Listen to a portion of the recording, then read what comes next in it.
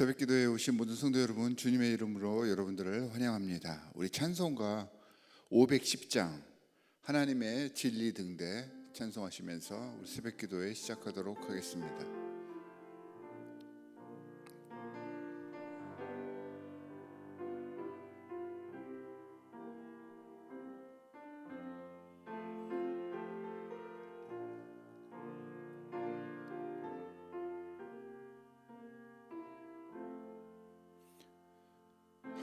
하나님의 진리 등대 길이 빛나니 우리들도 등대되어 주의 사랑 비추세. 우리 작은 불을 켜서 험한 바다 비추세. 물에 빠져 헤매느니 건져내어 살리세. 죄의 밤은 깊어가고 성난 물결 설렌다. 어디 불빛 없는 가고 찾는 물이 많구나. 우리 작은 불을 켜서 험한 바다 비추세. 물에 빠져 헤매느니 건져내어 살리세. 너의 등불도 두어라. 거친 바다 비추어라. 빛을 찾아 헤매느니 생명선에 건져라.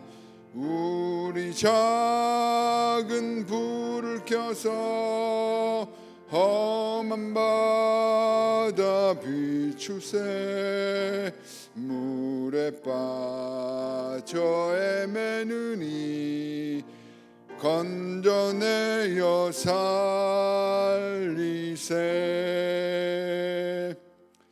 아멘. 오늘 우리에게 주신 하나님의 말씀은 욥기 20장의 말씀입니다. 욥기 20장 전체를 볼 건데요, 욥기 20장 2절부터 10절까지를 함께 합독하도록 하겠습니다. 욥기 20장 2절부터 10절까지의 말씀 한 목소리로 읽도록 하겠습니다. 입을 다물고 있으려 했으나 내 말을 듣고 있자니 화가 나서 참을 수가 없다. 내가 하는 말을 듣고 있자니 모두 나를 모욕하는 말이다. 그러나 깨닫게 하는 영이 내게 대답할 말을 일러주었다.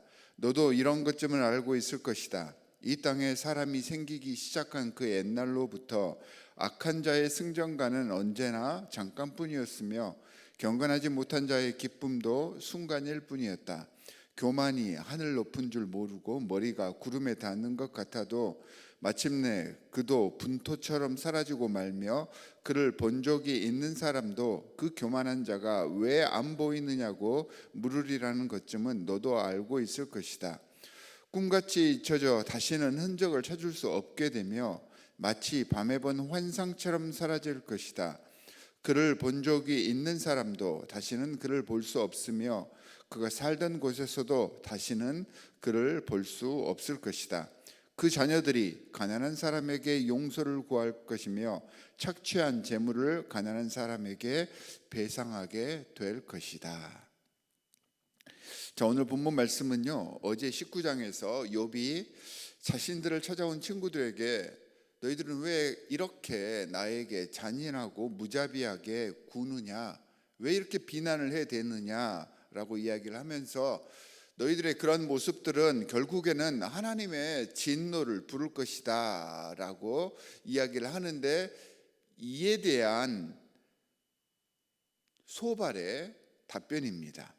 자, 소발의 주장은 욥이 그렇게 이야기를 하니까 욥의 상태나 대답을 토대로 아니야, 욥, 우리가 죄인이 아니라 네가 죄인이야. 그리고 너의 지금의 처지를 봐. 너의 지금의 모습, 하나님께서 저주를 내리신 모습이잖아.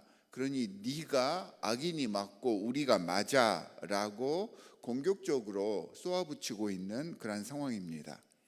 성경이 약간 애둘러서 이 소발의 표현을 조금 완화해서 표현해서 그렇지, 지금 20장 소발의 욥을 향한 대답들이 얼마나 폭력적이고 그 선을 넘은 것인지 한번 돌아보도록 하겠습니다. 오늘 우리가 읽은 10절에서 자녀들에 대해서 언급을 하고 있습니다. 그 자녀들이 가난한 사람에게 용서를 구할 것이며 착취한 재물을 가난한 사람에게 배상하게 될 것이다, 이렇게 이야기를 하고 있죠. 자녀들이 좋지 않은 결과를 결국 맞이할 것이며 자녀들의 운명이 그렇게 될 것이다 라고 이야기를 하는 내용인데요. 여러분, 지금 욥의 자녀들이 어떻게 된 상황인지 우리가 잘 알고 있잖아요. 지금 그 생떼 같은 10명의 자녀들이 모두 비극적으로 죽임을 당한 그런 상황입니다. 그런데 그런 욥에게 그 자녀들이 죽은 것이 그들의 잘못 때문이다라고 쏘아붙이고 있는 것입니다. 솔직히 우리가 이야기를 하다가도 그 선이 있잖아요. 어제 우리 목사님 설교 말씀에서처럼 그 선을 넘으면 안 되는 건데, 그 중에 가장 대표적인 게 가족을 건드리는 것은 안 되는 것이잖아요.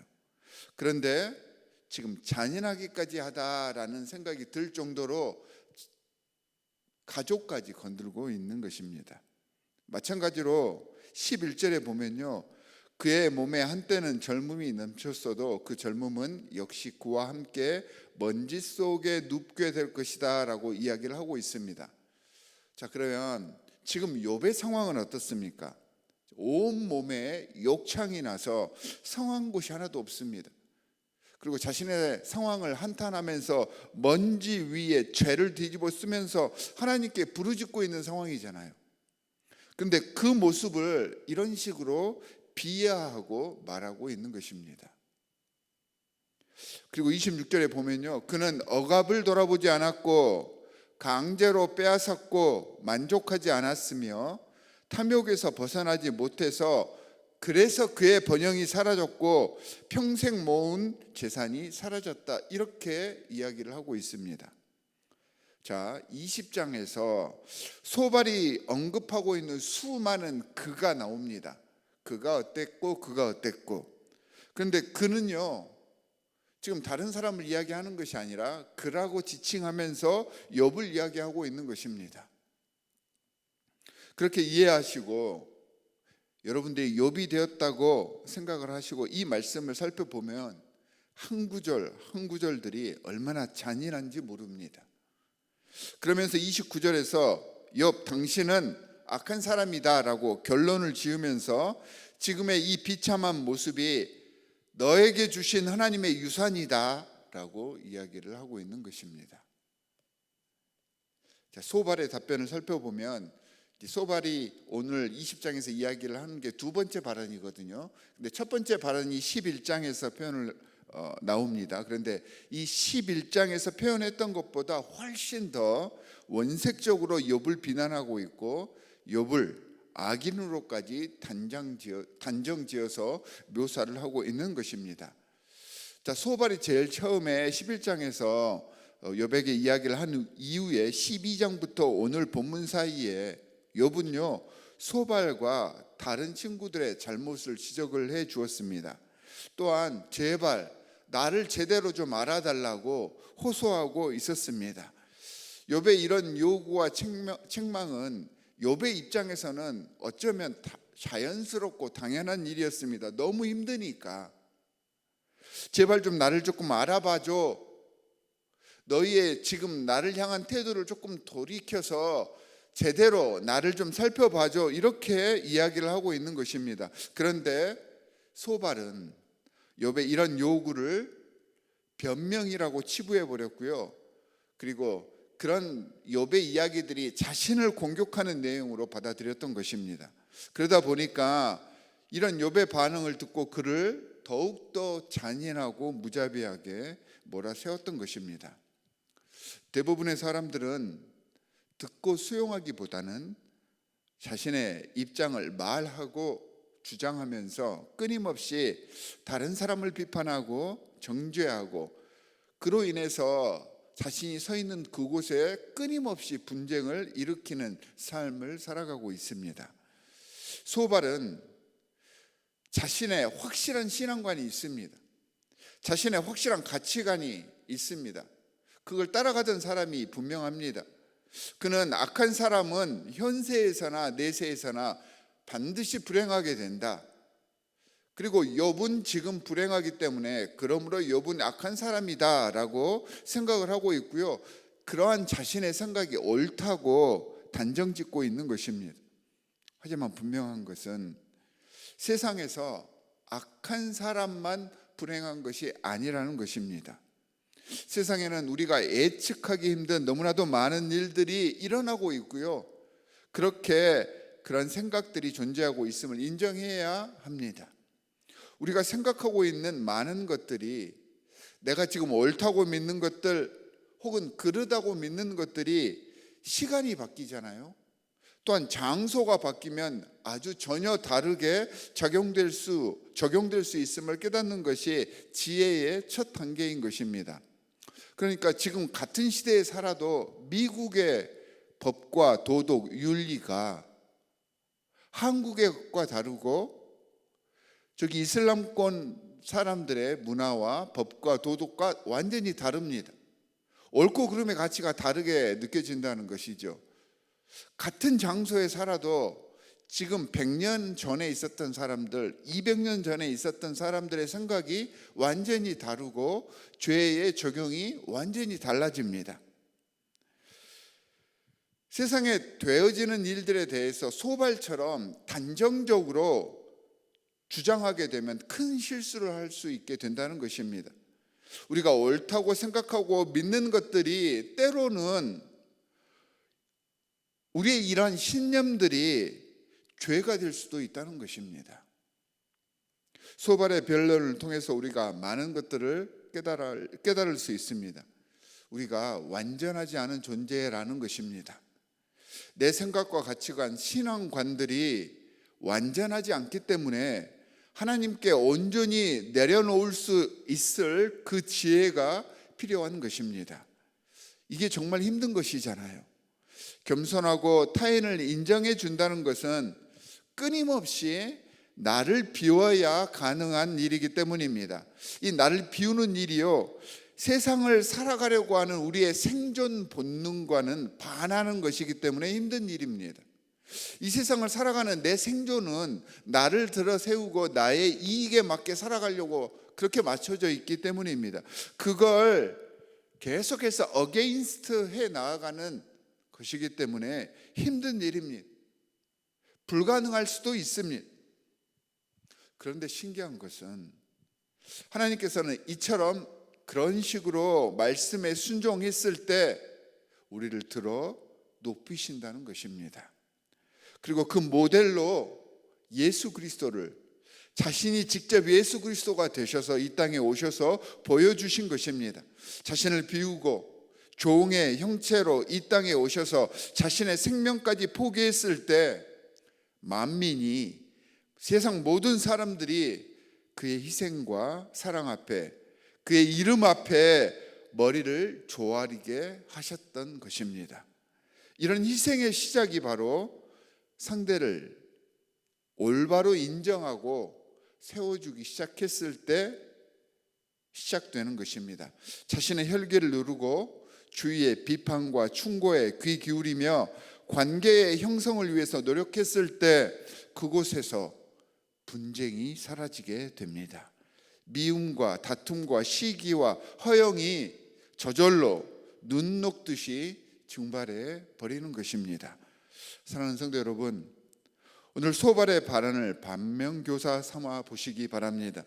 공격하고 나를 내세우며 정죄하는 것이 아니라 분쟁을 없애기 위해서 상대를 이해해주고 공감하고 보듬어 안을 수 있는 영성을 주님께 간구하는 이 시간이 되실 수 있기를 주 예수 그리스도의 이름으로 간절히 축원합니다. 두 가지 기도 제목을 여러분들께 드리도록 하겠습니다. 첫 번째는 세상 속에서 나를 드러내기보다는 나를 성찰하여서 내 주위에서부터, 내가 서 있는 이곳에서부터 아름다운 관계를 만들어 갈 수 있는 그러한 하나님의 사람들이 되게 해 주십시오라고 기도해 주시기 바랍니다. 두 번째는 오늘은 선교사님들과 우리 선교 사역들을 위해서 기도해 보도록 하겠습니다.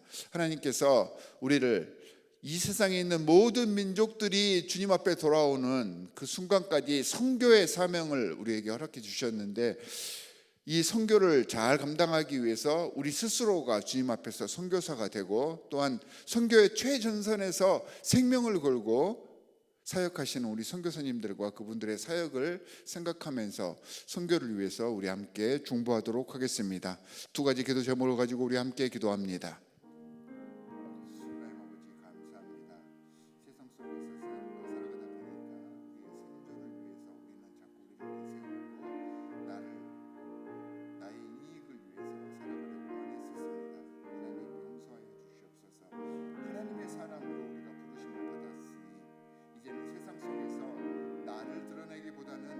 나를 성찰하여서 내가 서 있는 이곳에서부터 아름다운 관계들을 만들어가고 쓸데없는 여러 많은 분쟁들을 지워갈 수 있는 지혜로운 하나님의 사람들이 되기를 간절히 원합니다. 특별히 제 스스로가 주님 앞에 합당한 사람으로 거듭날 수 있도록 주님 도와주시옵소서. 주님께서 우리에게 맡겨주신 여러 가지 많은 사역들이 있는데 그 사역을 감당하면서 가장 먼저 헌신과 겸손의 모습으로 더 부지런하고 조금 더 한 걸음 더 나아가는 그런 모습으로 나아가게 하여 주시옵소서. 세상의 혈기와 정욕과 이 게으른 마음 때문에 주께서 우리에게 허락해 주신 여러 가지 많은 사역들을 제대로 잘 감당하지 못할 때가 많습니다. 하나님 용서하여 주시옵시고 우리 안에 성령의 새로운 바람을 불어넣어 주시사 이 모든 일들을 넉넉히 해낼 수 있는 그런 능력을 저희에게 허락하여 주시옵소서. 하나님, 우리가 서 있는 이곳에서부터 하나님께서 우리에게 맡겨주신 마지막 선교의 사명을 잘 감당해 내겠습니다. 나로부터 하나님의 선교가 시작되게 하여 주시옵시고 이 선교를 바탕으로 우리 주위 또한 유대와 사마리아와 땅끝까지 이르러 하나님의 말씀을 증거하는 우리 삶이 되게 하여 주시옵소서.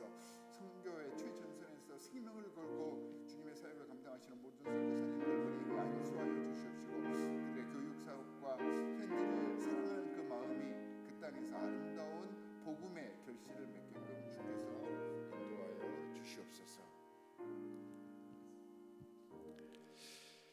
하나님 아버지, 감사합니다. 세상에서 살아가다 보니 우리의 본능을 쫓아서 내 스스로를 높이고 나를 드러내는 그러한 삶을 살았었습니다. 하나님, 하지만 우리는 주님께서 부르셔서 주님의 자녀가 된 사람들입니다. 예수 그리스도의 품성을 따르며 주님께서 이 땅에서 우리에게 보여주신 그 희생과 겸손의 모습을 장착하여 내가 서 있는 이곳에서부터 하나님의 나라를 증거하며 확장시켜 나아가는 삶을 살 수 있도록 우리와 함께하여 주시옵소서.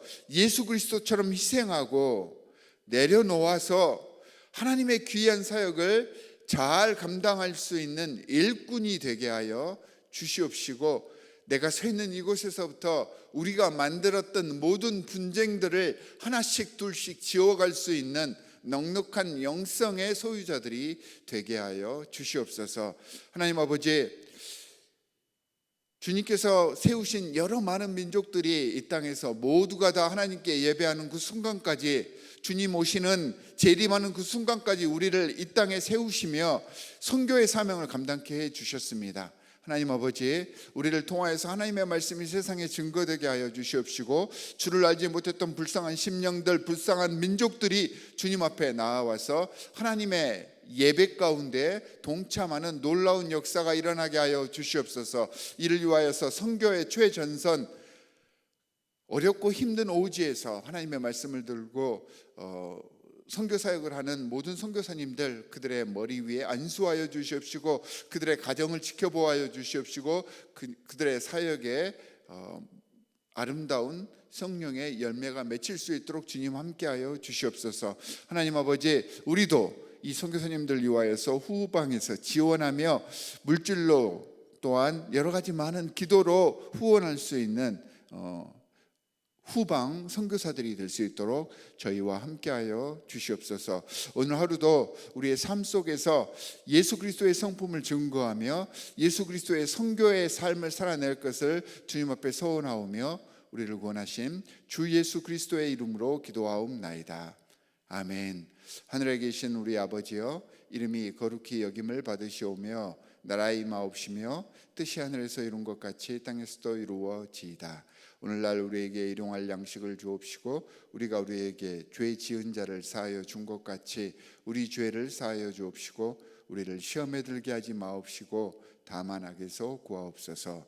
나라와 권세와 영광이 아버지께 영원히 있사옵나이다. 아멘.